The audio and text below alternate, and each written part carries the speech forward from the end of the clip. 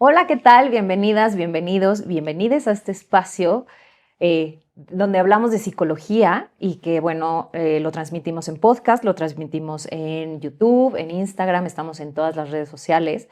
Y la intención de este programa es desde hace 131 programas abrir espacios de conversación para que la gente pueda hablar con más naturalidad de temas que a veces parecen muy incómodos o se han rodeado ¿no? Como del velo de la duda o de la vergüenza. Y entonces lo que nosotros intentamos en este programa es abrir estos espacios para que podamos tener información de calidad, información valiosa y además que podamos reconocernos tal vez en algunas de estas cosas, reconocer a gente que queremos o que tenemos cerca y tal vez podemos ayudar de cierta forma.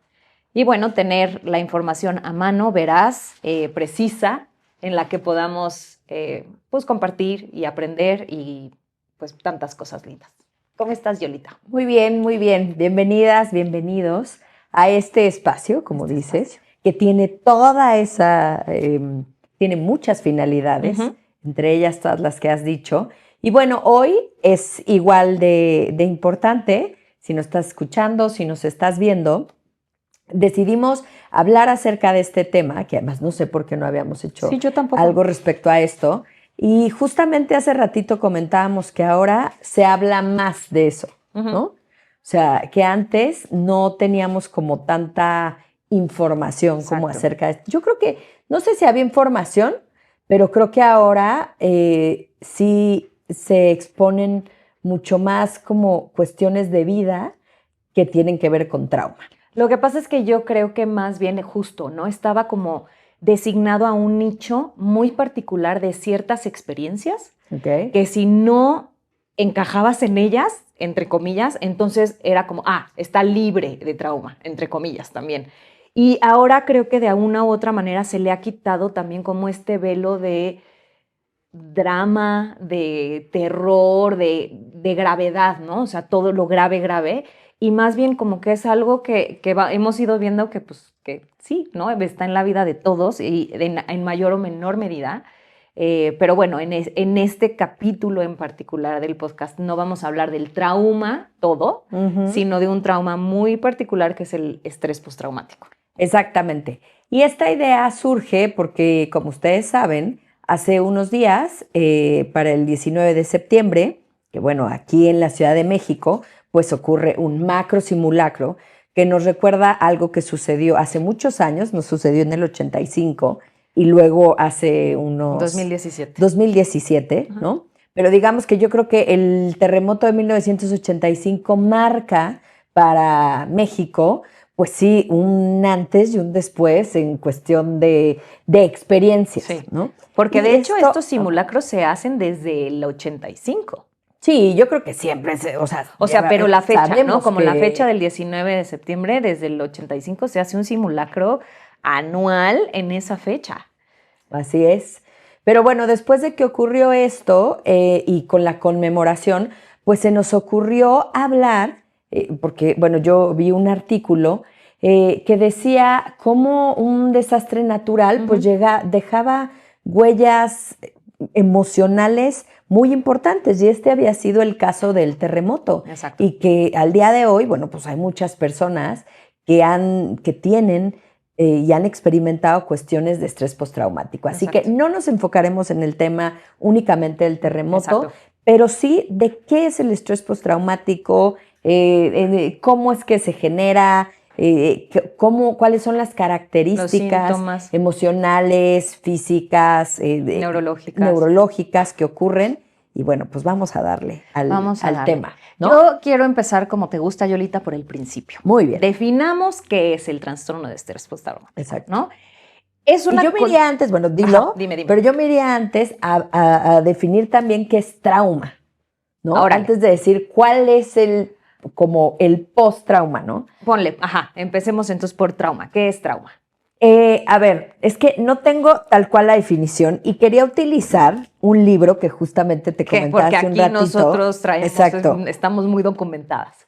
Que estaba leyendo, que me parece muy interesante, llamado El trauma no te destruye, ¿no? Y justamente habla de la historia del trauma. Y en esto, bueno, pues nos habla... De la historia en la literatura, ¿no? De la historia en la literatura. Cómo se ha ido tocando el tema del trauma a lo largo de la historia. Ajá. Que ahorita hablaremos un poco de eso. Exacto. Pero bueno, para que nos vayamos como a cómo se define en este momento de acuerdo al DSM-4, Ajá. ¿no? Ellos nos dicen que además se me hace que queda como muy corta, pero dice, sí,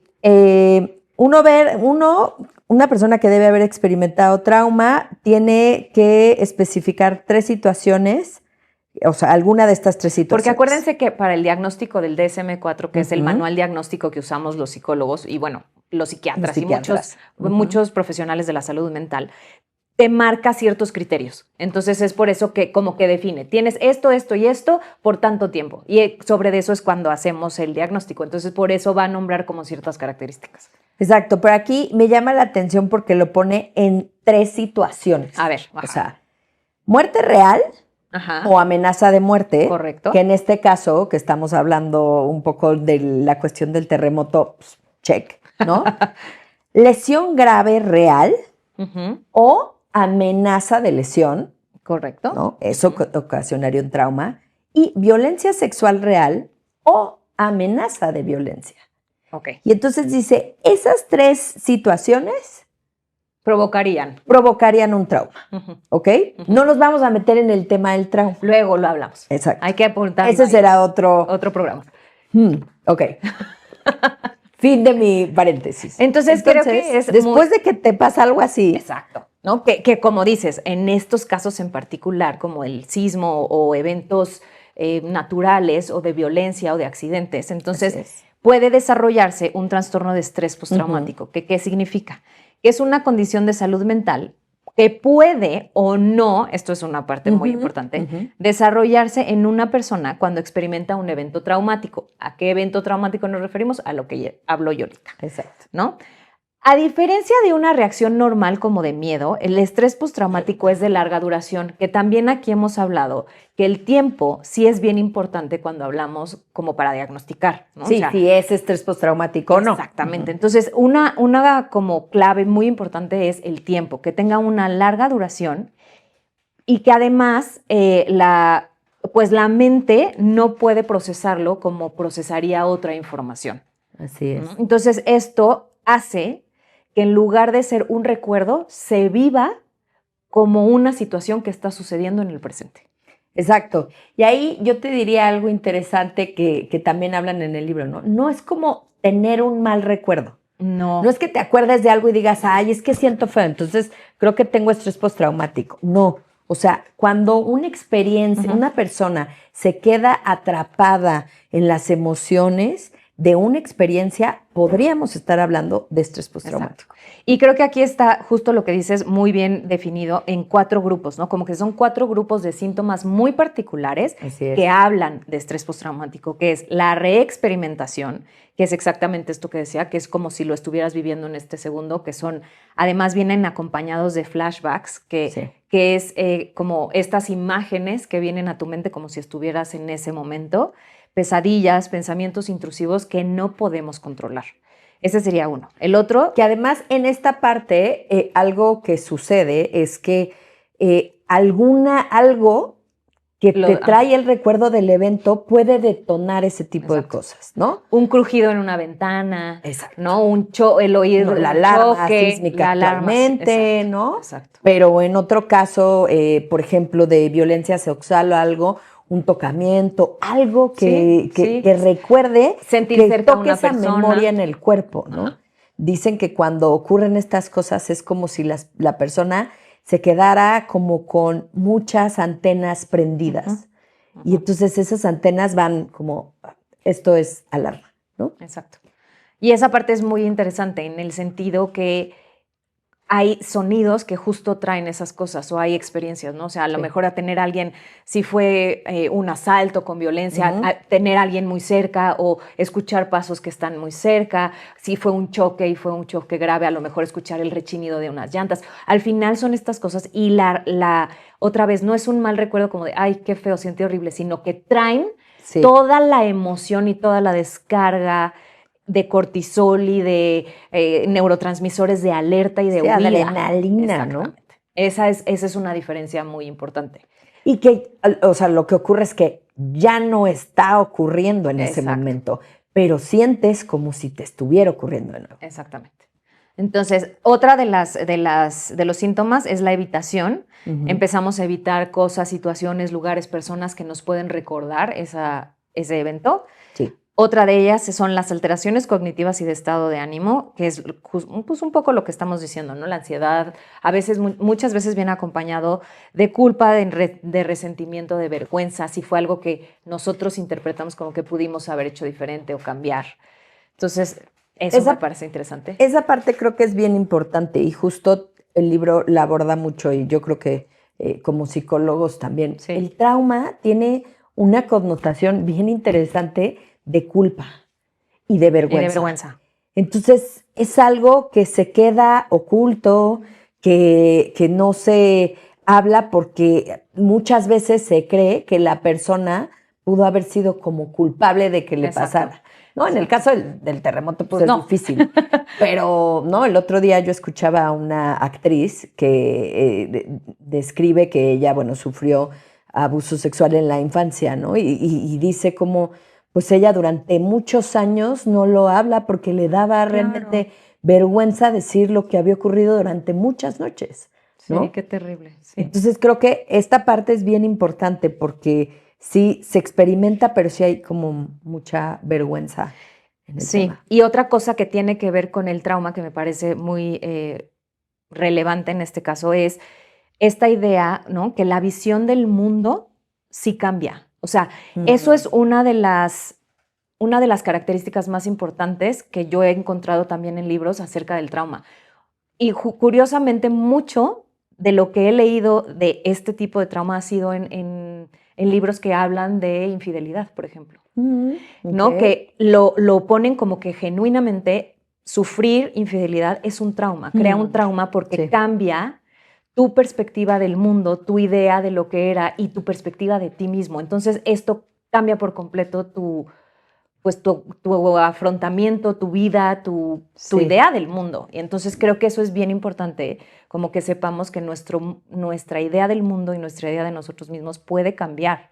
Bueno, cambia y eso es como también lo que cuesta mucho trabajo integrar. Y qué interesante esto que dices, porque justo ayer que estaba leyendo una parte del libro, habla de un caso de una mujer que llega por síntomas como de estrés postraumático, pero ella refiere que tiene que ver con su trabajo, porque está muy estresada, porque la empresa le pide muchísimas cosas y tal. Pero en realidad hay un punto en que empiezan a abordar una relación que ella tuvo de 2 años con una persona. Y cuando llegan ahí, ella siempre lo evita, ¿no? O sea, dice, bueno, no, pero eso no, para eso no vine a hablar de mi relación, si solo duró 2 años, sí, ¿no? Y cuando empiezan en la terapia a abordar el caso, no, digo, lo que sucedió, realmente se da cuenta la terapeuta que el trauma venía de eso, porque tenían planes de casarse y tal, y de un día a otro él se va y no la vuelve, no vuelve a saber de él, y realmente todo lo que ocurría venía por la pareja, porque al final él se casa y no hace todo lo que iba a hacer con ella, pero con otra persona. Sí, y justamente yo te digo, o sea, nunca lo había pensado como tal, pero claro, al final vivir este tipo de experiencias son traumáticas, ¿no? Sí. O sea, al final descubrir una infidelidad es un evento traumático. O sea, yo he trabajado a lo largo de mi historia con mujeres y hombres que han vivido infidelidad y sí su historia me cambió la vida, me cambió el mundo, todo lo que yo creía no era. O sea, la experiencia es sumamente profunda y podríamos creer que no, pero es sumamente profunda, ¿no? O sea, se vive como un trauma y también, pues se comprueba con esto que estamos diciendo, que puedes tener además estrés postraumático también, porque muchas mujeres y muchos hombres viven justo los flashbacks, ¿no? Es que me acuerdo cuando vi el celular o me acuerdo cuando lo escuché hablar o hace ciertas cosas y me remueven muchísimo y pues claro, porque estamos hablando de un estrés postraumático. Hay veces que se los digo y claramente les causa muchísimo ¿cómo? ¿No? O sea, sí, pero es verdad. Pero es verdad. Pues, qué loco, porque sí, ahora que lo pienso, pues sí, la infidelidad es como si tú estuvieras viviendo en una realidad. Exacto. Y de repente te dicen, no, pues no, ni sentía tanto por ti, y es muy enloquecedor, Es muy ¿no? enloquecedor. Y puede ocasionar el trauma Uh-huh. y después, bueno, consecuencias como el estrés postraumático. El estrés postraumático. Exacto. Y bueno, la última de las características que, bueno, son síntomas que son como principales es la hiperactivación, que es lo que estamos diciendo, ¿no? Sí. Estar hiperalerta, no poder dormir, no poder concentrarse, estar sumamente nerviosos, reaccionar de manera exagerada a ciertos estímulos. Así es. Bueno, serían como estas las generalidades, pero vamos a ir desmenuzando un poquito cada una de ellas. Uh-huh. Si quieres, creo que nos puede servir algo esto que yo te decía, como de un caso chiquito, Uh-huh. que nos puede dejar ver como todos los síntomas del estrés postraumático, sí. ¿No? Y entonces dice, imaginemos a María, una mujer que en el 85 tenía 25 años, ¿no? Y vivía en la Ciudad de México. Esa mañana del 19 estaba en su departamento cuando empezó a sentirse el temblor. El movimiento fue tan violento que apenas pudo salir corriendo a la calle. Vio caer edificios enteros, escuchó gritos y durante horas no supo nada de sus vecinos. Fue un momento que marcó su vida, ¿no? Con el paso de los meses, bueno, María pues retomó poco a poco su rutina, volvió al trabajo, ¿no? Siguió viendo a la familia y bueno, pues fue reconstruyendo ahí como todo, ¿no? Pero algo había cambiado profundamente en María después de esta experiencia. Y entonces empezó a experimentar estos síntomas, ¿no? Cada vez que escuchaba una alarma, incluso la del coche, Ajá. sentía que el corazón se le salía del pecho, ¿no? Estrés postraumático. Estrés postraumático. Claramente no estaba ocurriendo nada, pero pues su cuerpo respondía. Uh-huh. Esto que es como muy recurrente, soñaba. Ajá, soñaba sueños, constantemente pesadillas. que estaba atrapada debajo de los escombros, ¿no? Entonces esto hacía que se despertaba sudando y con la sensación de no poder salir de ese lugar, que es lo que decíamos, los sueños, ¿no? Y entonces empieza a evitar pasar por calles donde había visto edificios que se habían colapsado, ¿no? Que es la parte de la evitación. De la evitación. Y bueno, años después, pues ya con otros temblores o con réplicas que hubo. Sí, porque aquí, ¿verdad? Nos tiembla todo el tiempo. Exacto, ¿no? Porque pues en la Ciudad de México esto pasa. Pues María se paraliza, llora, ¿no? Cada vez que esto ocurre. Entonces yo creo que es un caso en donde se ha como que pintado, ¿no? ¿Qué es lo que ocurre después de una experiencia como esta? Uh-huh. Y creo que también en la parte de la evitación podemos hablar como de estas, en este caso en particular, como hablando del sismo, que empiezan a evitar, por ejemplo, trabajar en edificios altos, vivir en pisos altos, vivir en colonias en las que son más, se sienten más. Incluso ahora me estoy acordando, hace muchos años tuve una consultante que justamente empezó a venir conmigo por eso, después del sismo del 2017. Y sí, una de las elecciones, o sea, una de las cosas más importantes que ella tomaba en cuenta para tomar o no un trabajo era en dónde estaba y qué piso era. Porque dijo, yo no puedo con esto. Sí. Yo no puedo con esto y yo no voy a volver a vivir lo que viví. Y entonces era como, sí, todo muy bien, muchas gracias, pero están en un piso 21, no me voy a ir a trabajar ahí. Pero entonces eso es a lo que vamos completamente. Con el tema de que cambia nuestra realidad. O sea, ella no tenía problema, o sea, nunca le gustaron los sismos, claro. Sí, no, a nadie, ¿no? A nadie, pero jamás había tenido problema para elegir un trabajo dependiendo de qué piso estaba. Entonces sí cambia tu realidad.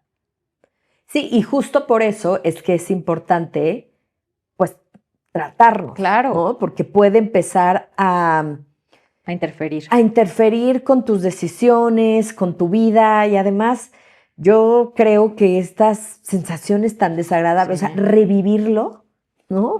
En pesadillas, pero en crisis de ansiedad, pero o sea, evitando cosas, debe ser algo durísimo. Sí, ¿no? Sí. Agotador, estresante, sí. Que a lo mejor, insisto, a veces no se habla, pues justo porque da vergüenza, porque con este ejemplo, bueno, pues sí, insisto, estamos hablando del sismo. Pero en otro tipo de cosas... Sí, hablemos de la infidelidad, vergüenza. Hablemos de abusos sexuales, vergüenza. Hablemos de violencia familiar, ¿no? Violencia vergüenza. O sea, todo eso está o sea, me asaltaron en la calle, vergüenza, ¿no? Porque ¿por qué no iba atento? ¿Por qué estaba buscando cosas en mi bolsa? O sea, al final todas estas cosas están rodeadas pues sí, de una sensación de mucha, lo pude haber hecho mejor. Sí, ¿no? sí. Ahora, creo que algo importante, que justamente es lo que hacemos en estos espacios, pues es que se conozca esta información y que se valide emocionalmente, ¿no? Lo que para una persona fue importante, porque creo que también algo que pasa con el trauma o con el estrés postraumático es que, bueno, no fue para tanto, ¿no? Exacto. Y o ya pasó. Exacto. Todavía nos falta un poquito como entender que lo que para una persona puede ser una situación que detone una serie de emociones en su interior, para otra no. Sí. ¿No? Y está bien, pero tenemos que validar la emoción de esa persona que está sufriendo eso. De acuerdo. Y ahora creo que una parte que dices, no es para tanto, ¿no? Como que me remonta a esta parte que nos gusta hablar como de lo neurológico, porque no es para tanto, es cuando pensamos que es voluntario, ¿no? No, sí. Estás exagerando. Cuando estamos exagerando podríamos pensar que está en mi voluntad.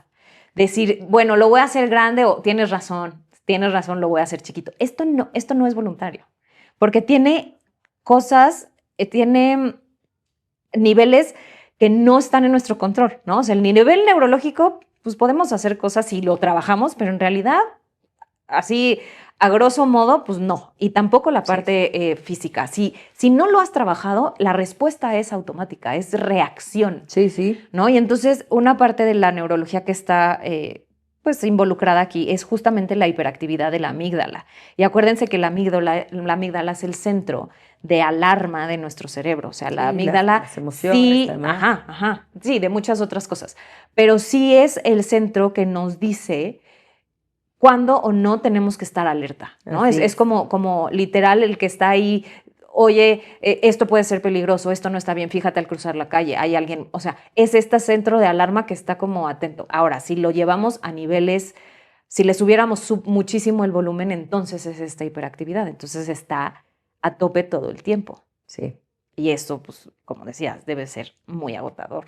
Sí, se queda activado de manera permanente. Por eso es que sí, es en serio, tenemos que cuidar mucho nuestra amígdala. Sí, y a ver, nuestras experiencias. Exacto, y tiene que ver con la amígdala, pero también tiene que ver con el hipocampo. Así ¿no? es. O sea, la amígdala está hiperactivada y el hipocampo, que es la región, bueno, entre otra vez muchas cosas, ¿no? Sí. Pero es la región del cerebro encargada de contextualizar los recuerdos, está desconectada. Sí. ¿No? Entonces yo no estoy pudiendo contextualizar este recuerdo y por otro lado mi amígdala me está diciendo que todo es peligroso. Exacto. Y que voy a estar en esa situación de vida o muerte. Entonces, Dios santísimo, la combinación de respuestas fisiológicas de pánico absoluto. Totalmente, ¿no? Y ahí también, bueno, el hipotálamo haciendo pasando toda esta información por el sistema nervioso central. Claro. Entonces, pues ahí te encargo una cosa bien bonita, porque pues es todo un cóctel, ¿no? Todo un cóctel. Que nos tiene es la ahí. Tormenta perfecta. Exacto, ¿no? Y eso, pues justamente lo que hace es que la toma de decisiones o una serie de cosas que haces en tu vida, pues se vean afectadas, pues químicamente. Exacto. O sea, va más allá de ti. Sí. ¿No? Sí. O sea, eso se va a dar de manera, pues... automática. ¿no? En el cerebro. Y también se debilita la corteza prefrontal, que recordemos que es la responsable del control de impulsos, del razonamiento, de la regulación de emociones. Exacto. Entonces, tormenta perfecta para que entremos en pánico, en evitación y en parálisis. Totalmente. Sí, porque yo creo que... además, yo pienso en los simulacros o cuando lo vuelves a experimentar, ¿no? A mí hace poco me pasó que no fue una experiencia, bueno, no, yo creo que sí fue un poco traumática, en un concierto hace muchos años, ¿no? En el Zócalo de la ciudad. Es que tú también. Sí, y la verdad es que fue, claro, sí, me encanta y me encantan los conciertos, la verdad, y me encanta sentir la energía de la gente y tal, pero lo hice hace muchos años. Y fue, la verdad, una experiencia así, un poco traumática porque era demasiada gente, ¿no? Y hace unas semanas lo volví a vivir en otro concierto en el Zócalo, ¿no? Y es verdad que volví a experimentar esa sensación, pero bueno, ahora con mucho más herramientas, ¿no? O sea, en mi cabeza lo tenía claro, decía, vas a morir. O sea, la gente quiere salir por esa calle donde tú estás. Y te van a aplastar. Y va a pasar, ¿no? Por ahí. Pero me sentí en otro lugar con otras herramientas, ¿no? Empecé, de ahorita hablaremos de esas herramientas, empecé a respirar, Exacto. empecé a tomar conciencia del lugar en donde estaba. De tu cuerpo. De mi cuerpo, de mis sensaciones y de que, pues sí, era estar otra vez, pero no. O sea, yo estaba en otro lugar, ¿no? Yo ya no estaba en el mismo de aquella experiencia. Exactamente. Y de qué iba a ser afortunadamente, había un hermoso carrito de elotes, el cual nos cubrió, ¿no? Porque los elotes son amor, Yolita. Claro, que no, que la masa se detuviera por las ollas calientes. Una cosa muy bonita. Pero sí, es cierto, lo vuelves a experimentar, sí, ¿no? Sí, sí. Ahora, es muy interesante hablar de ahora, porque pues hay ya muchísimas investigaciones, lo decíamos hace rato, después de la Primera Guerra Mundial, se empiezan a dar cuenta pues, que había muchísimos soldados que experimentaban estos síntomas y que venían, pues evidentemente, del trauma de lo que habían vivido. Sí, cualquiera que haya visto una película de guerra, ¿no? Claro. Y que pueda ver la historia de algún hombre que regresó de la guerra, algo retratan de esto, ¿no? Las pesadillas o el mal humor, o la falta de control de impulsos. O sea, todo eso se ve reflejado siempre en ese tipo de películas. Pero creo que esto es importante porque también en la historia del trauma, justo lo decíamos hace ratito, se creía que solamente las mujeres vivían esto. Sí. Y aunque sí es cierto que la prevalencia sí es mayor en las mujeres al día de hoy, lo cierto es que no, y es lo que decías tú hace ratito, ¿no? Que la guerra fue la que puso como en el mapa de no, estas cosas también suceden en los hombres. Sí, porque brevemente, ¿no? Lo decimos como en esta historia del trauma, pues se hablaba así como de, uy, ¿no? Desde la Grecia así antigua, pues sí, era como toda la parte de la histeria, ¿no? Y que se encontraba mucho más en la mujer. Eran como, ay, estas están medio raritas, ¿no? Y entonces lo concentraban mucho como en el tema del útero. Y luego Freud también lo hace. Sí, mucho. ¿No? Mucho. También dice, bueno, no, sí están más locochonas, ¿no? Ellas, pero que muchos de los casos de Freud, pues claro, venían del trauma, sí, de una cosa que había ocurrido, claro, que se había quedado en el inconsciente y claro, que lo que les pasaba es que tenían estrés postraumático. Y luego viene después de la guerra, ¿no? En donde ya hay hombres y dicen, ah, caray, no, esto no solo le pasaba a las mujeres, también le pasaba a los hombres, ¿no? Y es ahí donde yo creo que la psicología empieza a ser, digo, y la psiquiatría también, por supuesto, porque de parte de la psiquiatría ahorita hablaremos las opciones, ¿no? Que se tienen, y de parte de la psicología en el abordar el tema, ¿no? Y qué herramientas podías tener para cuando sintieras eso, bueno, ¿qué otras áreas del cerebro podías activar para sentirte mejor? Exacto. ¿No? Y creo que él dio la oportunidad de empezar a desmenuzar teniendo también más información. Así Porque es.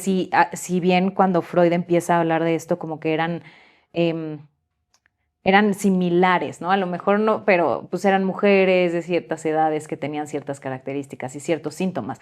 Creo que haber regresado de la guerra, que pobres, de verdad yo veo eso y siempre digo, Dios mío, los horrores que deben ¿Cómo ver. rehaces tu vida después de ver tanta muerte, no? Tanto dolor y tanto sufrimiento, pero justamente creo que dio la posibilidad de empezar a describir el trastorno como tal con muchas más herramientas, con muchos más ejemplos, ¿no? O sea, que se puede presentar de muchas diferentes formas. O sea, sí tiene características muy particulares, pero que puede ser, pero la guerra, pero otra vez, ¿no? Los accidentes, pero, o sea, que creo que tiene que ver, como bien lo definías al principio, justamente con esta idea de la pérdida de la vida.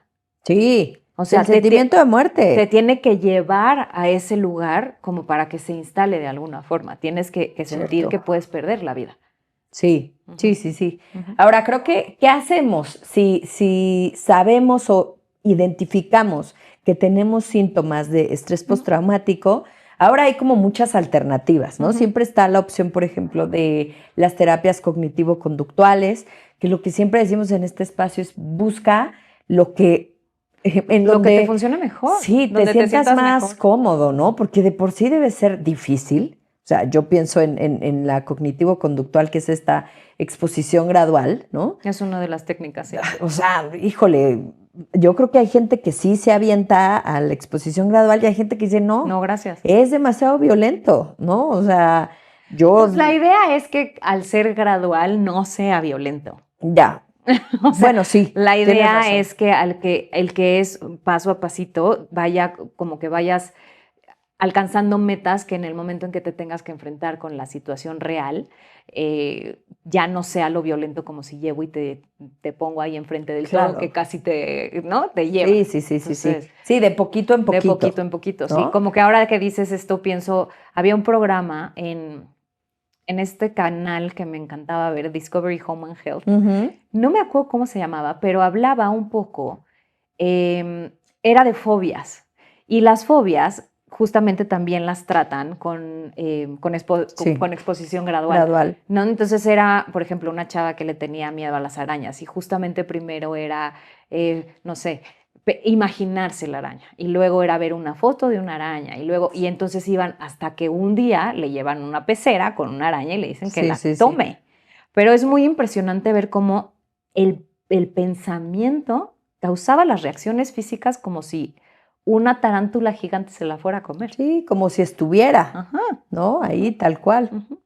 Pues sí, esa es una opción, ¿no? Ahora está todo esto de, bueno, ahora, ¿no? Porque ya tiene tiempo también del EMDR, ¿no? Que también puede ser una opción y que, bueno, pues sí, o sea, yo creo que también la parte de, que eso sí, creo que sí lo he hecho yo, ¿no? La parte como de experiencias más con el cuerpo y somáticas, creo que también es una parte que se está explorando mucho más y que es muy interesante, sí, ¿no? Porque yo sí creo que el cuerpo, hay un libro, ahorita voy a recordar este autor, que es este libro que dice El cuerpo lleva la cuenta, ¿no? Que sí, o sea, a veces se cree como, quedó en estas sensaciones en el cerebro, en el hipotálamo. No, o sea, también está en el cuerpo y eso también se mueve y eso también se baila y eso también se expone, ¿no? Y creo que estas son otras formas de, primero de hablarlo, ¿no? De perderle vergüenza a esas cosas que pasan y luego yo creo que al ponerlo afuera, con el cuerpo también se puede representar pues se pueden hacer otras cosas una vez que está afuera. Y se procesa diferente, porque otra vez creo que hablamos de lo que hemos hablado en muchos programas, que tenemos la idea de que nuestra cabeza y nuestro cuerpo están desconectados y no están desconectados. No están. Nada. Entonces, pues sí, ¿no? Sí se quedan esas experiencias también en el cuerpo, se pueden quedar como energía, como alguna lesión, como un dolor, sí se quedan en el cuerpo. Entonces, sí creo que cada vez somos menos como renuentes a estas ideas de, oye, por ejemplo, lo hemos hablado como con la psicoterapia psicocorporal, ¿no? Sí. Es como esta parte de, pues sí, ¿no? El cuerpo sí lleva la cuenta y sí hay que hacer cosas también con él. Entonces, me parece...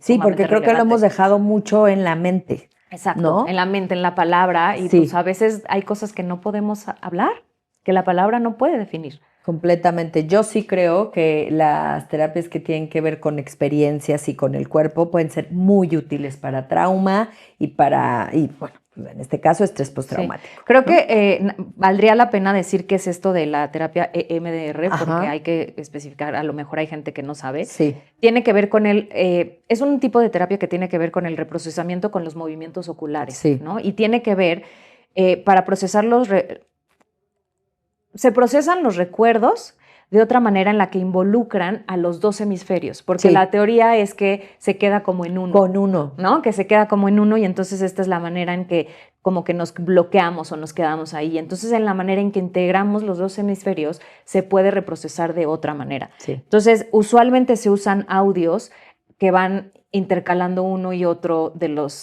de los oídos. A veces se puede escribir o a veces es un audio y lo que es importante es, a veces te digo, es con audífonos y otras veces hay que seguir con los ojos los movimientos. Sí. Y me parece sumamente interesante. Al final desbloquea los recuerdos y ayuda también a procesarlos de una manera más adaptativa.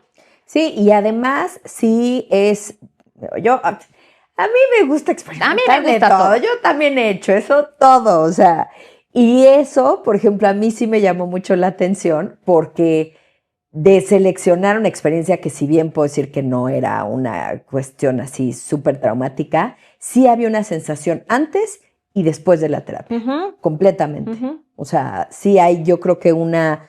Integración sí. De lo que sucede. Porque al final tú vas narrando la historia mientras tus ojos están haciendo este movimiento. Entonces es como entrenar de alguna manera a tu cerebro justo a hacer dos cosas al mismo tiempo, pero al hacer esto involucras los dos hemisferios y pues yo creo que sí reprocesas diferente, porque acá lo hemos hablado y yo se lo digo siempre a mis consultantes, ¿no?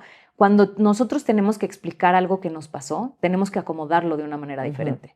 Porque yo lo sé, yo a mí no me lo tengo que explicar, pero si te lo quiero explicar a ti, tengo que reacomodarlo para que tú me lo puedas entender y en ese reacomodo también yo lo escucho diferente. Sí. ¿Qué es la terapia, no? Eso es la terapia. Y ¿sabes qué? Creo también que es como dejar una experiencia en una experiencia. Sí. O sea, porque cuando se le pone todo este peso y esta emoción, o sea, no quiero demeritar que hay cosas que de verdad sí, pues llegan a tocar fibras muy profundas de nosotros, pero sí creo que cuando la experiencia se queda en experiencia, se le baja un nivel, ¿no? Porque cuando se le deja en un nivel de, híjole, esto fue traumático, esto fue como, ¿no? Se le deja ese estigma y entonces es como si lo hubiéramos puesto en piedra sobre nuestro cuerpo, o sea, trauma, ya, o sea, y el trauma es dolor, ¿no? Pues el trauma también se puede resignificar. Claro, ¿no? Y hay cosas muy lindas que pueden salir del trauma. Pero bueno, se nos está acabando el tiempo, creo que sería bueno ir hablando como de qué prácticas o qué cosas pueden servir, ¿no? Para cuando has sufrido estrés postraumático. Yo nada más quiero decir una cosa antes, Belis. Todo lo que quieras. Feliz y rápidamente, ¿no? O sea, también los psiquiatras ayudan con la ¿no? O sea, con la farmacoterapia tal cual. Sí. O sea, suelen recetar antidepresivos porque esto puede causar depresión.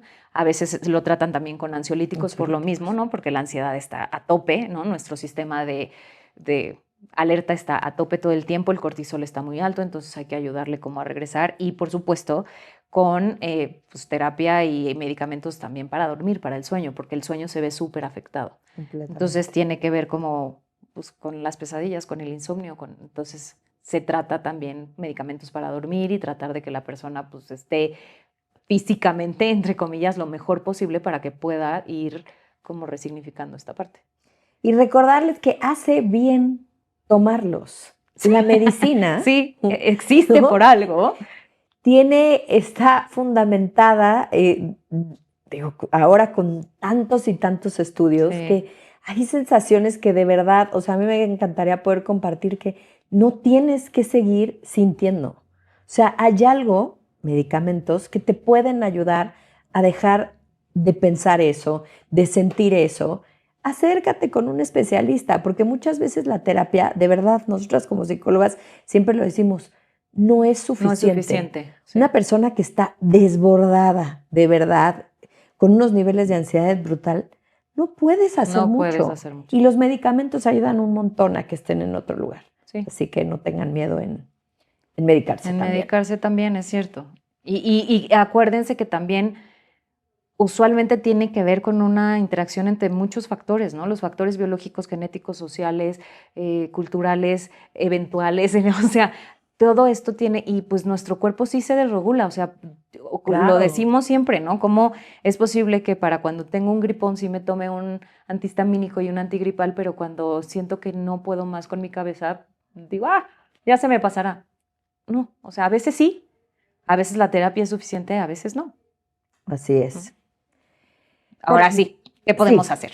¿Qué podemos hacer? Y insisto, yo creo que estas, digamos, prácticas de regulación, o sea, pueden servir siempre y cuando estés o sea, te estén atendiendo, ya sea un psicólogo, un psiquiatra, o sea, tampoco es Sí. como que esto que vamos a decir es No. lo que te va a curar esta parte del estrés postraumático, pero siempre puede ayudar.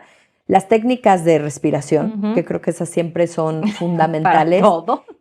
Para todo, exacto. Para regular nuestras emociones no hay nada mejor que la respiración, cualesquiera Exacto. que sea, ¿no? Ahora hay libros enteros, Sí, ¿no? de Que técnicas deberíamos de de hablar respiración. de esto, ¿no? Acerca de la respiración. Ujú. Hay muchísimas técnicas, las puedes encontrar en redes sociales, ¿no? Hay miles de cosas que creo que pueden ayudar. De acuerdo. El mindfulness, El mindfulness, la meditación. ¿no? La meditación, el tratar de mantenerte en el momento presente cuando vienen estas ideas, ¿no? Pensémoslo ahora en el megasimulacro. Bueno, pues si al oír la alarma o algo detectas que sientes esto, bueno, pues a lo mejor la respiración o el mantenerte en el momento presente de no está pasando. No está pasando, estoy Esto aquí. es un simulacro, ¿no? Ahí hay un árbol, estoy oliendo tal, estoy tocando algo, ¿no? Siento mis pies en el piso. Siento mi pie. Eso puede, creo que, ayudar porque ayudan justamente al cuerpo, por eso digo que el cuerpo es tan importante, Sí. a darse cuenta que ahora está en un lugar seguro, Seguro. que no está en esa situación de alarma.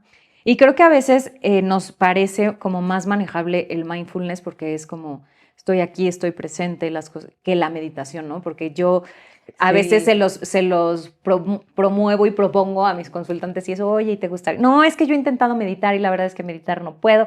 Como que se tiene todavía un estigma que la meditación tiene que ser mente en blanco, no pasa nada. Y la verdad es que no, ¿no? O sea, la meditación es estar también en el momento presente. Sí, estar aquí y completamente. ahora aceptando lo que está pasando. Lo si que estoy es. angustiada, respiro la angustia. Si estoy triste, estoy con mi tristeza. Si todo está fine, qué bien. Y si mi mente hoy está calmada, qué maravilla. Pero a lo mejor mañana no está calmada. Entonces, en realidad la meditación es eso. La meditación es aceptar lo que está pasando, como está pasando. Y creo que hay como un malentendido un poco en cuál es, ¿no? O sea, no somos monjes shaolines que tenemos la mente en blanco. Pues no. No, pues no. Definitivamente O sea, no. Así que bueno, pues regresando al momento presente. A ver, momento presente. Yo creo que algo importante para ir cerrando, para romper un poco este estigma, es que el estrés postraumático no tiene que ver con debilidad. No, para nada. Es la consecuencia de algo que ocurrió y no te define. Puedes hacer muchas cosas por medio de la terapia, ¿no? Y ahora, pues la medicina, para sentirte mejor, ¿no? Después de algo así. De un evento, ajá. Y también hay muchos grupos de apoyo a los cuales, ¿no? Funciona, los grupos funcionan, tenemos que hablar de terapia grupal. Sí. Los grupos funcionan. Los grupos son poderosísimos. Son poderosísimos, ayudan a compartir experiencias, miradas, escuchar Así es. tu propia experiencia de otras voces es súper poderoso. Y también pues el ejercicio físico, ¿no? Que son como mindfulness, meditación y ejercicio físico, son como los que recomendamos para todo. Entonces, el ejercicio físico también. Yo sé que da flojera, pero sí creo que cada vez más sabemos que el ejercicio físico ayuda en la parte emocional de manera brutal. Brutal. Así que, pues sí, ahí está. Así es. Pues con esto nos vamos de este capítulo. De este capítulo. De estrés postraumático, pero nos escuchamos o nos vemos en el próximo episodio, que hablaremos también de un tema bien interesante que tiene que ver con la neurociencia de la paz. Así que... Suena medio hippie, pero véanlo porque está súper interesante. Tiene que ver con la paz nuestra también. Que sí, completamente. Que es fundamental, ¿no? O sea, creo que es uno de los logros que deberíamos de buscar. Así es. Entonces, síganos, compartan esta información que es importante y nos vemos la próxima semana. Síganos en nuestras redes sociales para que se enteren de lo que estamos haciendo y qué es lo que sigue. Y recuerda compartir esta información si crees que le puede servir a alguien. Así es. Chau, chau. Bye.